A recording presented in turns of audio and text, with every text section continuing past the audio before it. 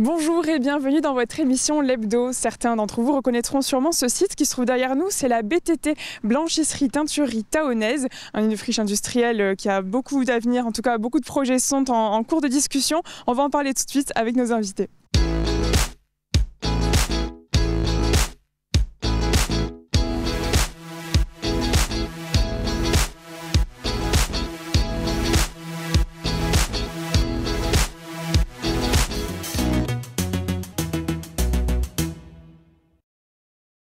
On commence tout de suite cette émission en compagnie du maire de la commune, Cédric Axer. Bonjour. Bonjour.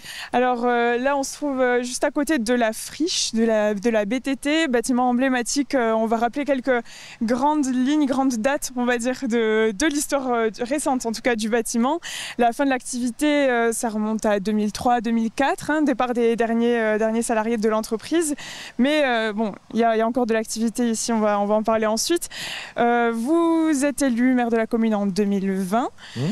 C'est en 2022 que commencent réellement les travaux de réflexion en tout cas et de travaux administratifs concernant la friche. On en est où aujourd'hui? Ouais, on a compris qu'on allait en avoir pour un bon bout de temps. C'est une évidence. On a commencé fin 2021, début 2022 à commencer à esquisser des choses assez concrètes. En fait, ce qu'on a réussi à faire depuis le début du mandat, c'est abandonner une vision un peu microscopique qui prévalait jusqu'alors, c'est-à-dire un projet de parc d'attraction, de lourdes études qui étaient engagées, qui ont coûté très cher et qui ont à la fin capoté parce que le projet envisagé ne marchait pas. Donc il a fallu enterrer un projet et en remettre un autre sur pied pour une reconquête totale de l'ensemble du site. C'est indispensable. Donc l'agglomération d'Épinal a délibéré en ce sens. L'EPF Grand Est a dit oui, on veut travailler rapidement sur ce site. Donc l'EPF, établissement public foncier, comme si tout le monde connaissait. Qui s'occupe généralement des friches. C'est l'expert en Lorraine et dans le Grand Est de ces opérations de reconquête. Et puis réfléchir à un financement. Il y a déjà une enveloppe de 7 millions d'euros qui est aujourd'hui réservée pour les premières opérations. Et puis un dossier d'utilité publique qui va bientôt tomber pour que nous puissions continuer concrètement et devenir propriétaires de tout ou partie du site. Voilà, donc trois grands acteurs, on va dire, sur ce projet. Donc l'EPFGE, on va y arriver, la commune et la communauté d'agglomération d'Épinal, qui vous allez vous succéder. On va dire l'EPFGE va d'abord est censé acheter l'intégralité du site. Ensuite, la communauté d'agglomération d'Épinal va en récupérer une partie et a pour projet de développer une activité économique ici. C'est vraiment la ligne. Ce que je peux juste pas dire, c'est combien de temps ça va prendre, parce que entre les opérations d'acquisition, de désamiantage, de dépollution, de déconstruction, de reverdissement partiel, et ensuite de capacité à accueillir des nouvelles activités, est-ce qu'il va se passer 3 ans? Est-ce qu'il va se passer 5 ans? Est-ce qu'il va se passer 10 ans? J'en sais rien. Mais en tout cas, ce qui est sûr, c'est que moi, je veux prendre le temps, et le conseil municipal, le conseil communautaire, l'EPF et tous nos partenaires, on veut prendre le temps ici de faire le projet dont on parlera dans les Vosges, dans la région et en France. Parce qu'on est vraiment convaincu qu'ici, il faut faire quelque chose de précieux. C'est un site terroir des Vosges, un site terroir de France, et bien sûr de Thaon-les-Vosges. Et donc, je ne voudrais pas qu'on achète une petite partie de terrain et puis on installe une entreprise qui finalement va vivoter. C'est ce qui s'est passé dans les 30 dernières années. Et on a vu que le site n'a jamais réussi à rebondir. Donc, il faut tout reconfigurer, mais en refaire un nouveau poumon de développement économique, mais surtout une vitrine des terroirs, des villes industrielles. Et c'est pour ça qu'on a candidaté d'ailleurs au niveau national au site clé en main France 2030, parce qu'on croit qu'ici il y a vraiment quelque chose de spécial à faire. Si ça doit prendre 10 ans, ça prendra 10 ans. Mais ne faisons pas les choses à la hâte, parce que sinon on va le regretter. Parce que de toute façon, ce n'est pas possible de faire les choses à la hâte. Voilà, vous avez parlé d'études à faire, de nettoyage, désamiantage. C'est un peu la procédure classique sur les friches industrielles. Puis on le voit, le site est quand même délabré. En tout cas, le peu qu'on voit d'ici, c'est quand même délabré. Il y a eu plusieurs incendies. Il y a des questions de sécurité aussi. Ça fait partie du dossier d'utilité publique. C'est un secret de polichinelle que ce site c'est du grand n'importe quoi. du grand n'importe quoi depuis de trop nombreuses années, insécure, impropre, d'une image catastrophique. Alors, il y a eu des milliers et des milliers de gens qui passent toujours avec la larme à l'œil, un pincement au cœur, mais il faut qu'on tourne cette page maintenant, parce que c'est devenu trop dangereux et que c'est des hectares et des hectares de terrain qui aujourd'hui sont immobilisés pour rien. Combien d'hectares? 45. La friche, c'est 45 hectares. Après, le site, c'est 70 hectares. Et puis la réflexion, c'est la ville, l'agglo, et dans cette logique, comme je vous disais tout à l'heure, de terroirs locaux.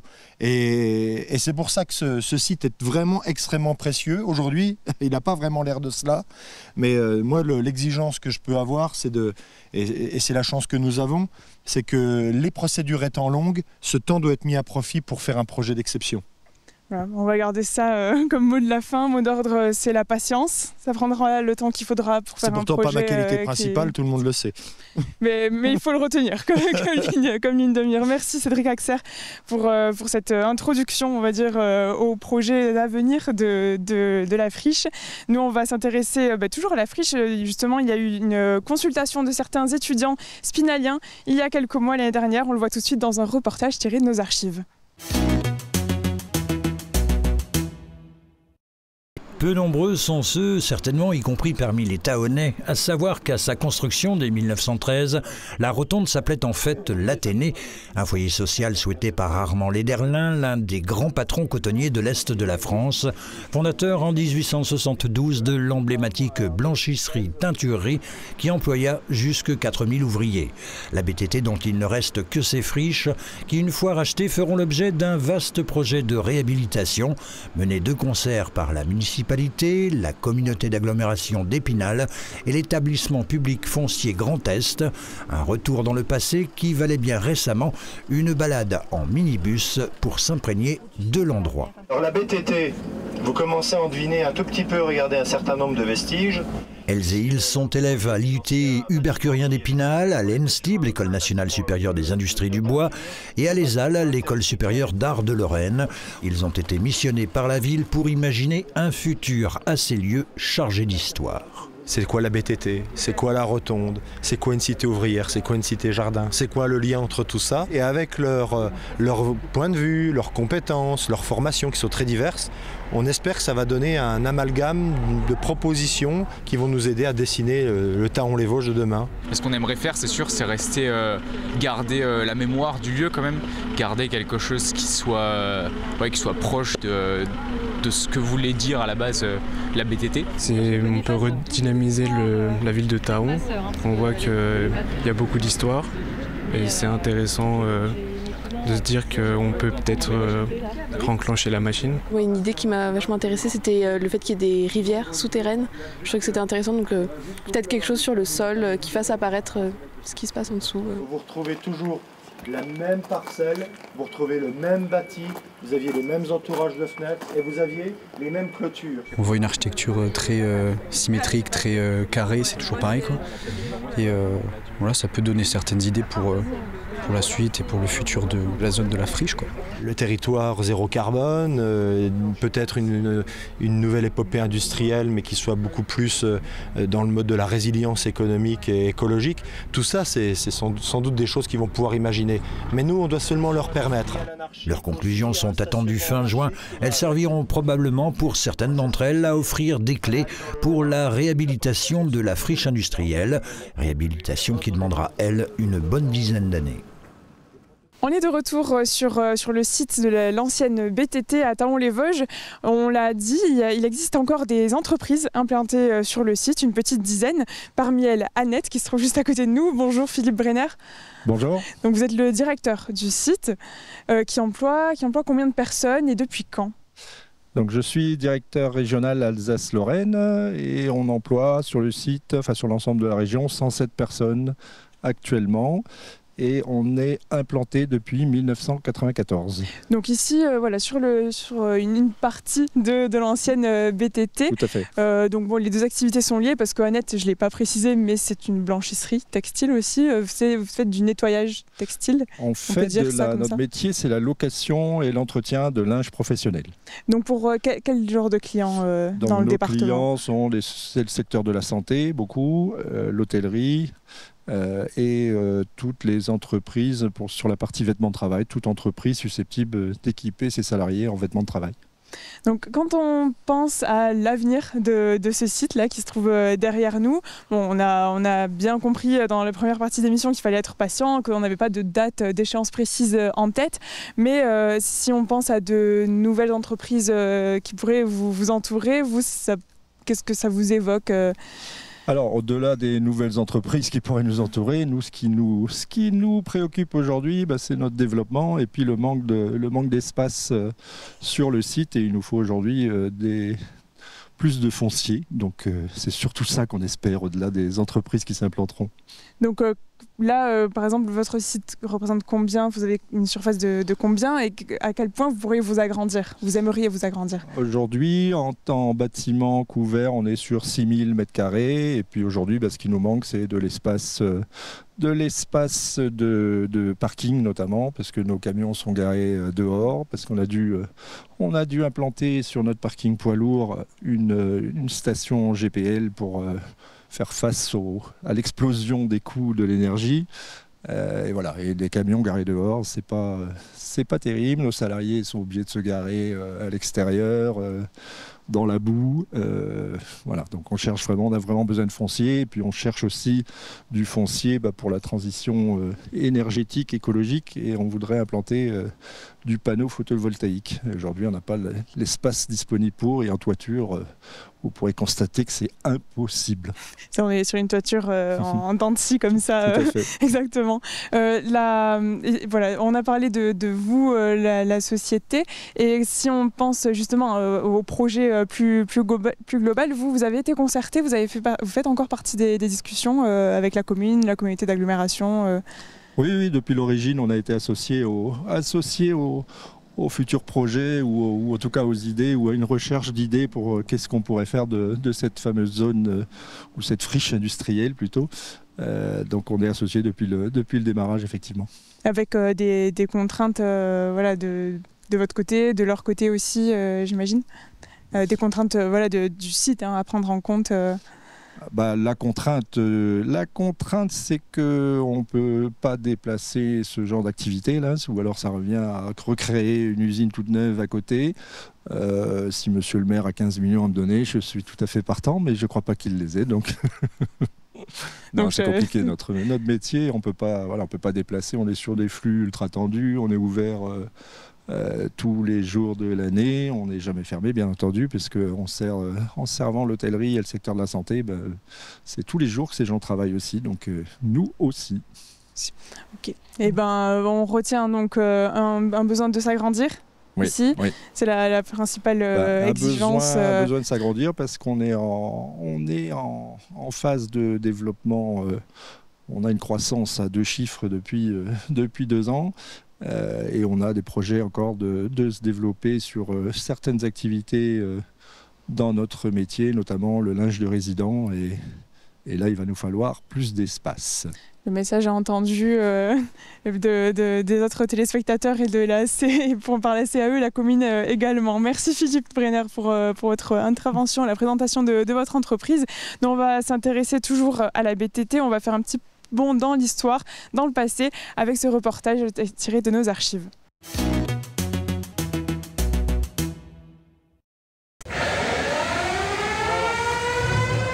Voilà une sonorité sortie tout droit d'un autre temps, celle du fameux gueulard qui rythmait jadis la vie des ouvriers de la BTT. Samedi, la ville de Cap-Avenir-Vosges proposait un saut dans le passé tahonnais, en 1900, un autre siècle que certains se sont plu à revisiter. On a essayé de coller à l'époque en se costumant. Les personnes, ça leur rappelle pas mal de souvenirs comme ça. Ah, moi j'avais le même landau, ah bah oui. Voilà, donc c'est bien, ça permet de de participer à la manifestation du jour. Est-ce qu'on arrive justement à s'imaginer comment c'était à l'époque?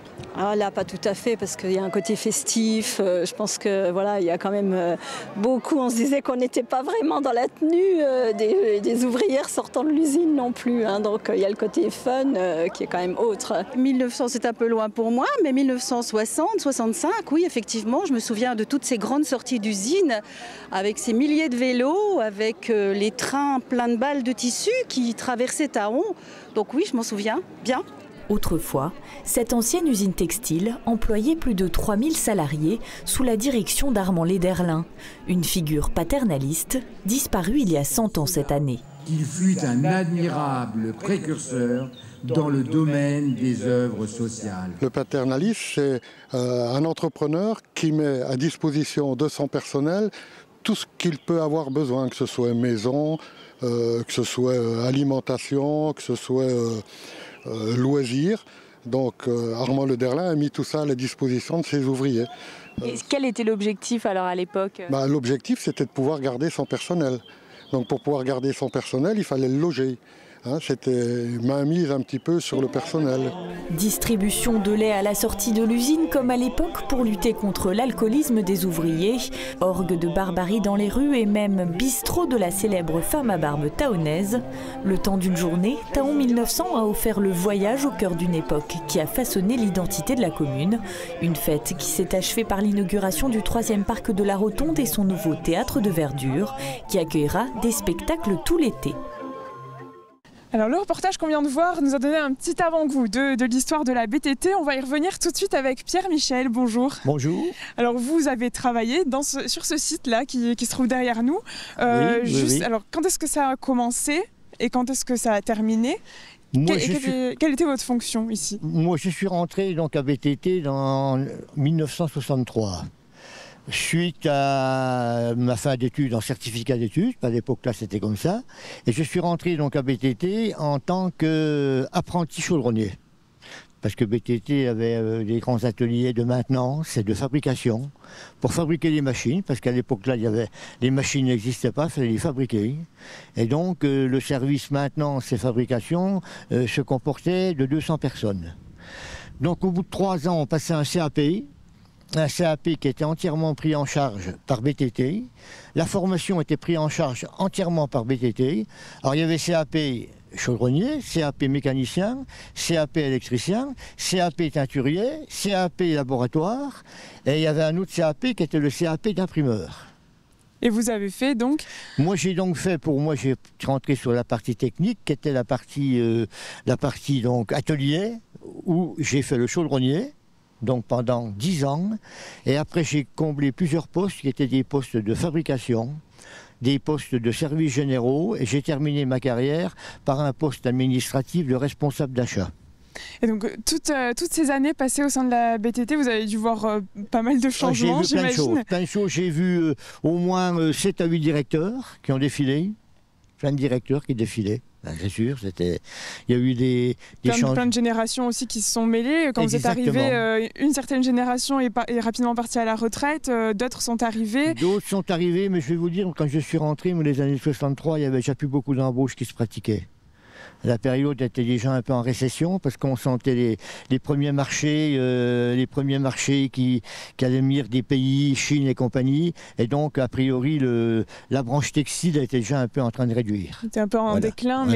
Donc ça fait partie aussi des changements de société que vous avez observés en fait, de tout près. Exactement. Et on était pris les machines dedans, ont changé aussi, j'imagine. On était dedans, c'est ça. Donc, et l'ambiance ici, comment elle était? L'ambiance était magnifique. Moi, quand je suis rentré dans les années, jusqu'aux années, mes premières années, c'est mes meilleurs souvenirs. Vous aviez quel âge? Meilleurs souvenirs, moi j'ai 75 ans. Et à l'époque? J'avais 14 ans. Donc vous entrez à 14 ans ici. On était jeunes, on rentre à 14 ans. Et quelle est l'ambiance autour de vous? Quelle est ça ressemble à quoi? On avait nos anciens qui étaient là et on avait un respect très puissant sur eux. On les aimait bien, on savait que c'était notre avenir, c'est eux qui allaient nous guider dans la vie. C'était vraiment quelque chose de formidable. Et là, de revenir ici sur ce site, bon, vous habitez tout près, donc vous n'êtes jamais bien loin de la BTT. Qu'est-ce que ça fait Ça fait un peu bizarre parce que quand on a connu BTT puis qu'on voit maintenant ce qui se passe là, c'est sûr que remarquez le moment que c'est comme ça. Alors donc maintenant on a l'habitude. Le système a changé ensuite, par contre. Ça, c'est sûr vous allez observer le jour que ça va changer, on observera strictement ce qu'ils vont faire, c'est sûr. Voilà. Eh bien, merci Pierre de nous avoir partagé ces souvenirs, toute l'évolution que vous avez vue ici. Je vous en prie. Et donc, à votre service, s'il y a quoi que ce soit au niveau des autres renseignements. C'est gentil, merci beaucoup. Quant à nous, on va s'intéresser aux informations de la semaine avec les infos de la communauté d'agglomération d'Épinal. En ce jour commémoratif de la mort de Samuel Paty, qui résonne aujourd'hui d'un écho particulier, l'école et le corps enseignant sont de nouveau pris pour cible. Hommage était rendu, comme partout en France, lundi dernier à Dominique Bernard, professeur de français tué par un terroriste vendredi 13 octobre dans son lycée d'Arras. 3 ans jour pour jour après l'assassinat de Samuel Paty, élus, représentants des différentes communautés religieuses et citoyens se sont donc réunis devant l'hôtel de ville pour respecter une minute de silence puis entonner la Marseillaise. Le premier magistrat, Patrick Nardin, a dénoncé l'obscurantisme, la haine et tout acte de terrorisme perpétré contre la République et ses valeurs.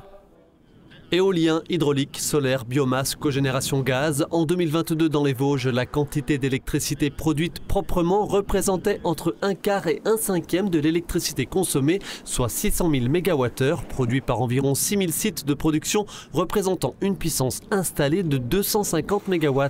Une puissance appelée à tripler d'ici 2028, d'où mercredi dernier à Darnieulles cette rencontre entre Enedis, le syndicat départemental d'électricité et des élus du secteur. Objectif, les aider à mettre en place tout type de projet de sites de production d'énergie renouvelable, sachant que depuis le 10 septembre, le financement de certains travaux revient non plus aux collectivités, mais aux porteurs du projet. 3 autres rencontres similaires sont prévues d'ici la fin de l'année. Prochain rendez-vous à Darney le 8 novembre. Plus de 9500 véhicules l'empruntent chaque jour dans les deux sens. Bien mal en point depuis plusieurs années, l'avenue du Tac, l'une des principales artères de la ville d'Épinal, où sont situées la gare, la maison de l'habitat et du territoire, le pôle des métiers ou encore la DDT, va être entièrement requalifiée. Le projet était présenté ce jeudi soir par la communauté d'agglomération d'Épinal à une trentaine de riverains seulement, alors que 250 invitations avaient été lancées. Les travaux qui vont débuter dans quelques jours vont durer 10 mois. Au programme, la réfection totale de la voirie qui sera végétalisée, l'aménagement de voies cyclables, la création de stationnements adaptés ou encore la gestion des eaux pluviales, tout en conservant le double sens de circulation limité à 30 km/h. Coût global des travaux, un peu plus de 1 700 000 € hors taxes, avec des subventions attendues pour un montant de 856 000 €. Le rendez-vous reste apprécié des nouveaux habitants comme des élus et personnels administratifs de la ville. Dimanche dernier à Épinal, ils étaient 160 à s'être inscrits à la journée d'accueil des nouveaux spinaliens. Après quelques mots de bienvenue à l'hôtel de ville, ils se sont répartis en 4 groupes. Une trentaine sont même partis visiter la Cité des Images à vélo, direction le Planétarium. Première halte pour cet autre groupe, la bibliothèque multimédia intercommunale. Était également au programme le musée de l'image, la base Naturo et sur ces images, la patinoire de Poissomperie. C'est déjà la fin de cette émission. Merci à toutes et à tous de nous avoir suivis. Vous l'avez compris, la BTT est un lieu chargé d'histoire et de souvenirs, mais c'est encore en train de s'écrire dans les années à venir. Nous, on se retrouve la semaine prochaine pour un nouvel hebdo.